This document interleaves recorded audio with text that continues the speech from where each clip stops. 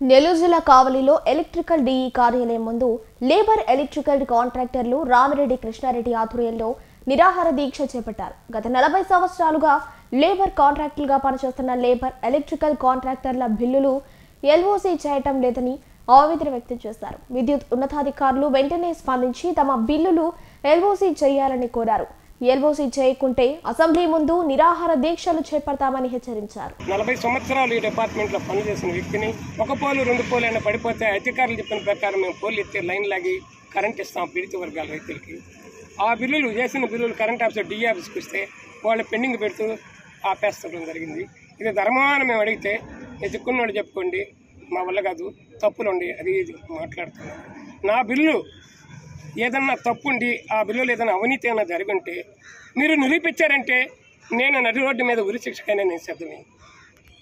అంతేకాకుండా 6 నెలల క్రితం ఓపెన్ టెండర్ పిలవండి, అలా 5% తక్కువ లేదా ఎస్సీ గారికి మేము లెటర్ పెట్టుంటే ఈ రోజుకి మాకు న్యాయం జరగలేదు. అంతేగాని వర్క్లో ఉన్నోడో కొట్టుకోబోతుంది, ఏ రోజు పనులు ఇవ్వలేదు. మమ్మల్ని నమ్ముకున్న కార్మిక సంఘాలని మేము ఎలా బతికించుకోవాలి?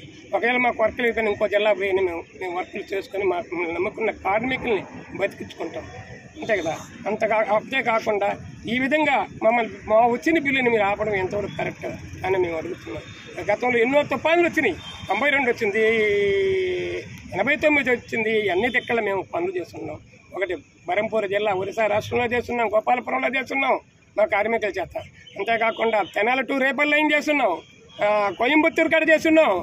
ఒక దిక్కడ ఎన్ని దిక్కలు చేసాయి 40 సంవత్సరాలు. అంతేకాకుండా బెట్టగుంటే గాలివాన్ ఇటీవల వచ్చినప్పుడు కూడా పోల్ ఎత్తే లైన్ లాగాం. అల్లూరు పక్కన 33 కాలని పడిపోయి ఉంటే ఏ కాంట్రాక్టర్ బాలేకపోయినా మా ప్రాణాలు తెగించి 6 ఏళ్ల క్రితం పోయి ఆ లైన్ను 1.5 కిలోమీటర్ల లైన్ని ఆ నీళ్ళలో ఎత్తి లైన్ లాగే అక్కడుండే గ్రామాలందరూ కరెంట్ ఇచ్చాము. మేము మా కార్మికులందరం కలిసి మమ్మల్ని ఆపడం కరెక్టా? ఈ రోజు రోడ్డు మీదకి మమ్మల్ని లాగడం కరెక్టా అని అడుగుతున్నాం అధికారులు. కాబట్టి సీఎండి గారు, మీరు మంచి ఆఫీసరు, మీరు మాకు న్యాయం చేయమని మిమ్మల్ని మేము కోరుతున్నాం.